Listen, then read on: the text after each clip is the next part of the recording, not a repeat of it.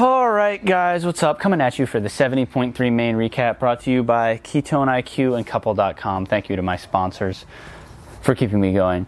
But yeah, 70.3 Maine.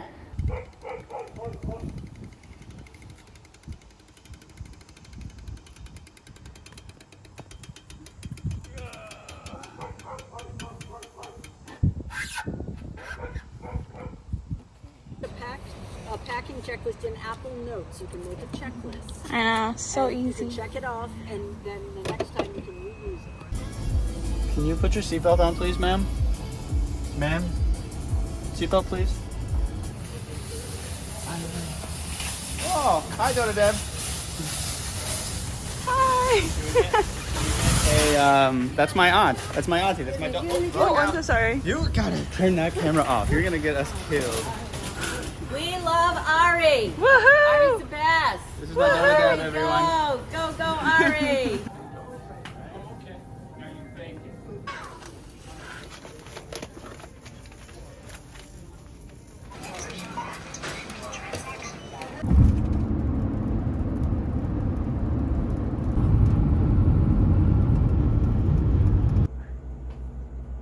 We're in Maine, baby. We're at the Center Street Value Inn in Auburn, Maine. Preach. This is the place to be. This is the spot. Look at that painting. Oh, well, YouTube. This is the dirtiest hotel I've ever been in, and that's what you get when you look for the cheapest one, I guess. It's a total crapshoot. There's hair. Let me turn hair this. all over. Ew! Oh my god, that looks so bad. Yeah, this is the reality. When you are a struggling young pro trying to make it in the sport, you gotta pinch pennies. Sometimes you get a hotel room with hair on the duvet. Yep. Hopefully win some cash this weekend. I came in 5th place, which ties my best ever professional 70.3 finish. Same as Augusta 70.3 last year, although I'd say this performance was better. I was much closer to the podium, only about 90 seconds off, and just all around better, mostly across the board. I made one unfortunate mistake.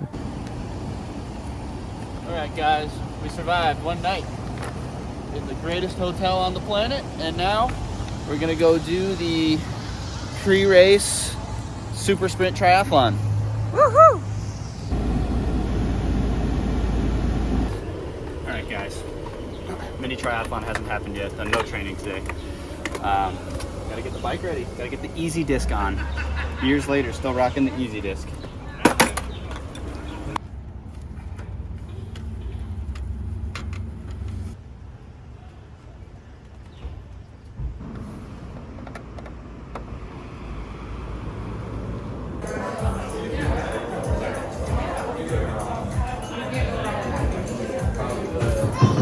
So context here, I was in Connecticut for the month leading into the race for 2 reasons. One, I grew up in Connecticut, so it was an opportunity to go visit my family.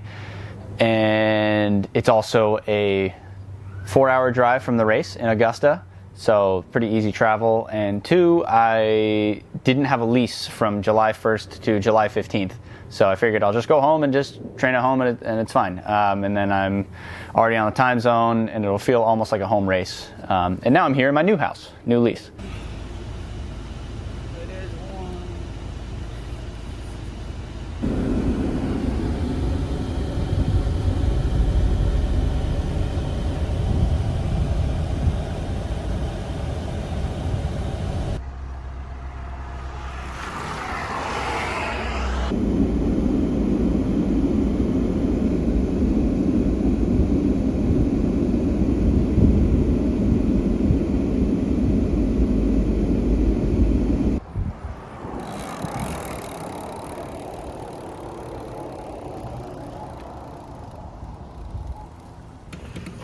Yeah, the triathlon today is not happening, just a 15-minute bike, and that's going to be the exercise for today. So I was feeling really good, really confident going in, and Iris came into town, and again, I was just in a good headspace because I was hanging out with my family, and I had been there. That wasn't huge travel or anything, so it felt super low key, and I knew my fitness was really good.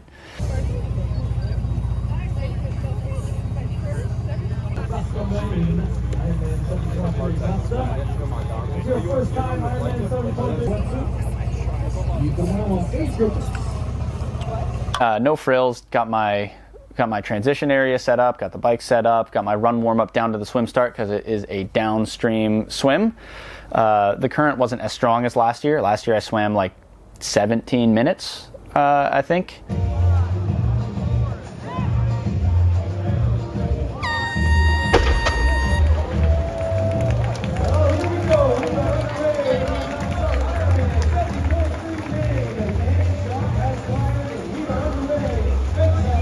So the current wasn't as strong, but it was still going to be a fast swim, and I knew that the gaps would be fairly minimal. So anyway, on the swim start, I lined up next to Trevor Foley because I knew that that would be, the favorite for the race, despite him having won Ironman Lake Placid the week before. If anyone can double back and win a 70.3, he's the guy. So I lined up next to him, and gun goes off. I got out pretty poorly. I didn't feel good at all. I hadn't done any open water swimming while I was home. It was all pool swimming, and my pool swimming was feeling great. I'd say pretty much as good as it was when I got back from Australia. So, fully back following the injury. And I just didn't feel fast. I didn't feel like I could get out well, and mentally I felt really panicked.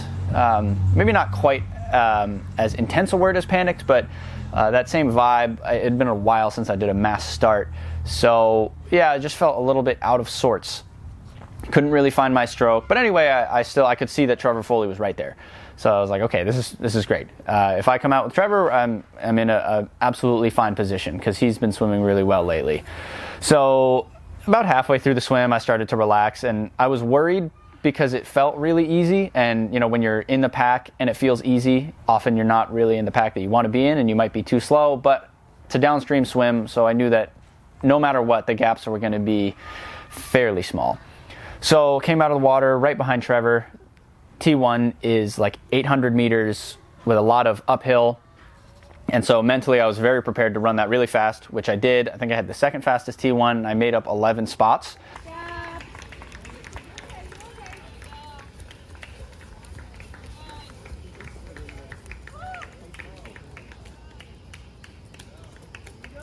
Let's go, Ari, baby, let's go.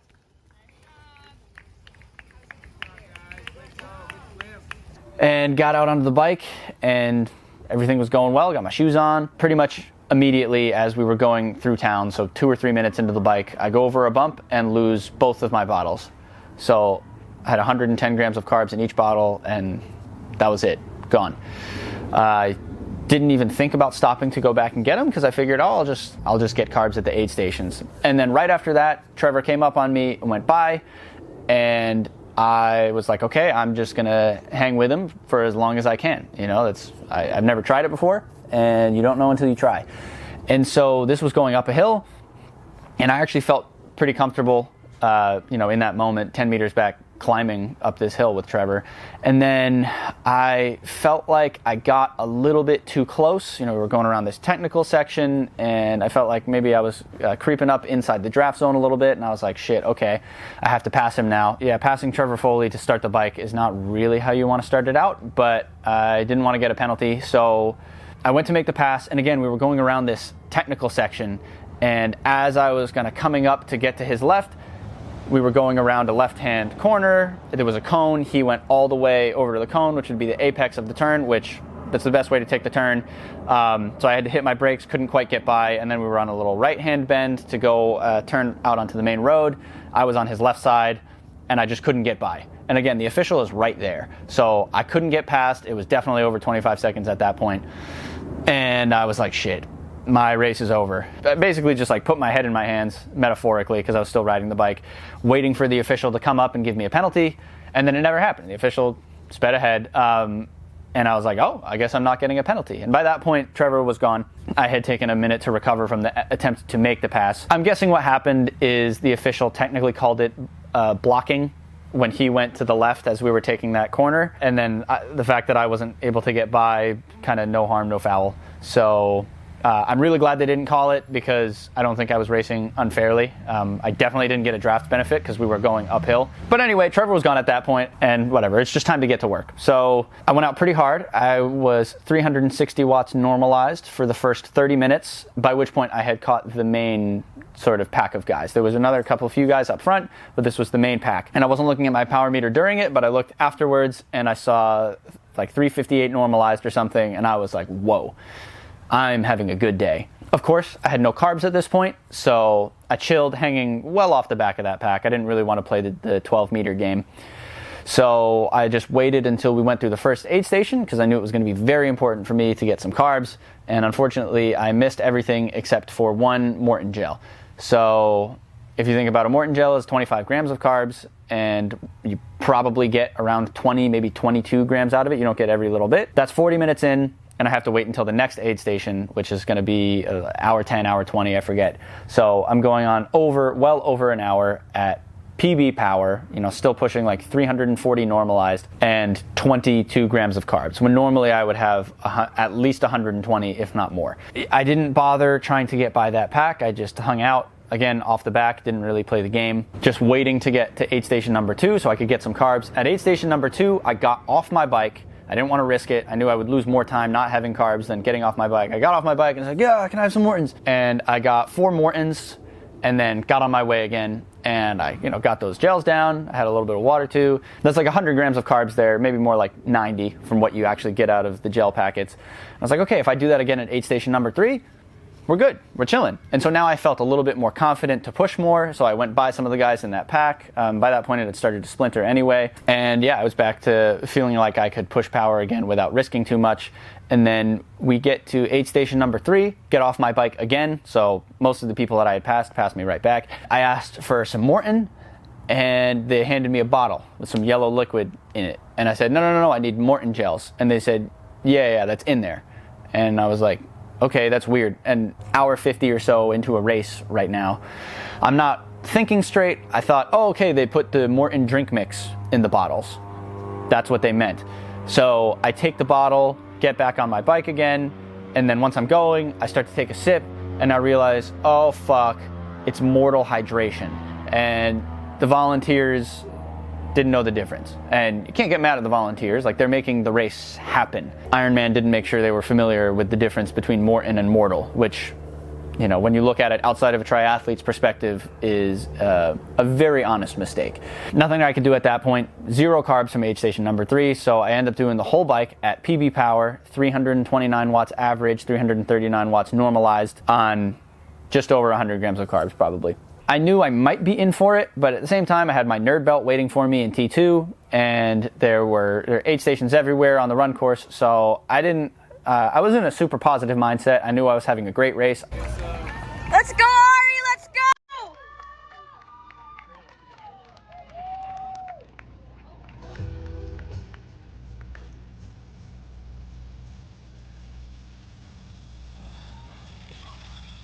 Good luck, baby!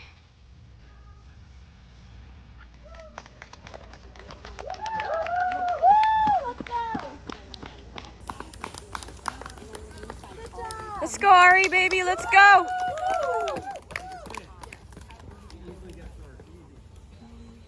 I got off the bike in 6th, apparently 70 seconds back from the podium.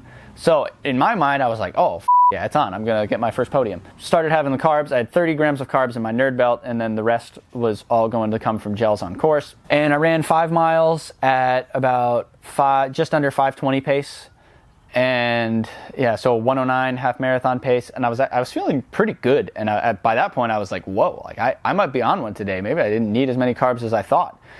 And then 5.5 miles, 6 miles-ish coming up on there, the wheels started to fall off like kind of suddenly. My brain got all foggy, my legs started to get crampy, and I was like, oh, there it is. There's the glycogen depletion. From there, I had passed into 4th place, 5th place, quickly passed me back again. And unfortunately, that was the guy, Sam Osborne, who ended up actually getting 3rd. It sucked to see the battle for the podium between Sam and Nick Quinnett, just a minute up the road, but there was like nothing I could do. I was having a super controlled blow up by myself in 5th, just trying to well, really just trying to hang on to 5th place. I didn't want to start walking. And my last couple miles were pretty slow, but the gap was big enough that I didn't lose 5th place.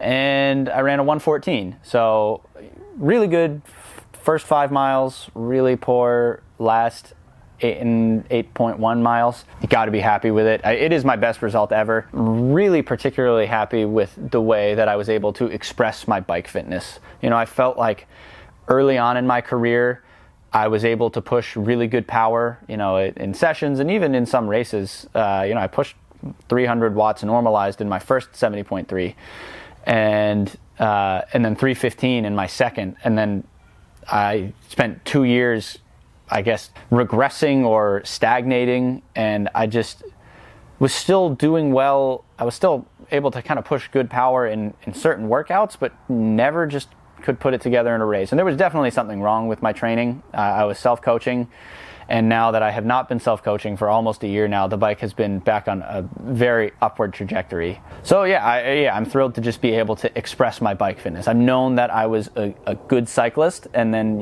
you go through 2 years of just biking like and you really start to doubt whether you had that ability, or maybe you just had some overreading power meter or whatever was going on at the start of my career that I just couldn't replicate.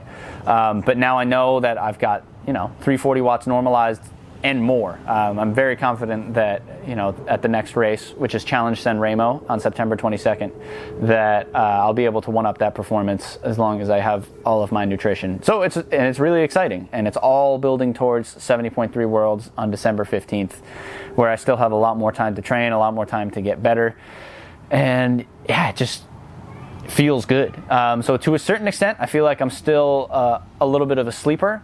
Like, I really think if I had not made the mistake of not securing my nutrition on my rear bottles, I don't know. We'll never know, and that sucks. But there's nothing I can do now except look forward to the next one, where I'll still feel like I haven't had my breakthrough result yet, and I'm still searching for it. So, but yeah, we're in a good spot. I have a video from the last sort of big brick workout I did before Maine. It's in my friend Orient's basement, because it was so hot and humid out, so I did it all indoors, a trainer and treadmill.